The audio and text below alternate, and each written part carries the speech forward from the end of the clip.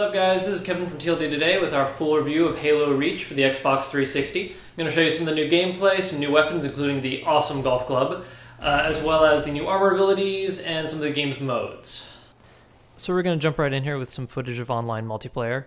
As you can see, the graphics aren't that much better than Halo 3 or ODST, but they're more than adequate to keep the game enjoyable. Now you can only use one weapon at a time now, as opposed to the dual wielding seen in previous games, but the way weapons are balanced it's not really missed. Now here's one of the new armor abilities, the jetpack, and in response I'm using the armor lock, which keeps me invincible but I can't do anything during it, but it gives me time to let my opponent waste some shots and take him out. Now the armor abilities are one of the bigger additions to this game.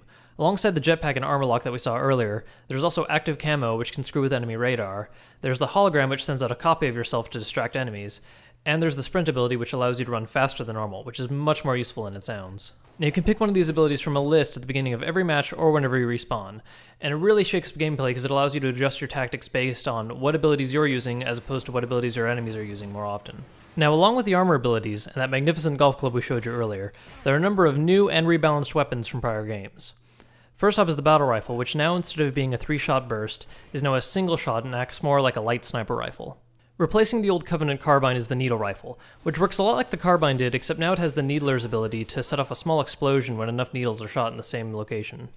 Alongside these weapons are the concussion rifle, which works like a light rocket launcher, the plasma launcher that fires a set of sticky grenades that track, and the focus rifle, which works like a sniper rifle but with a constant beam.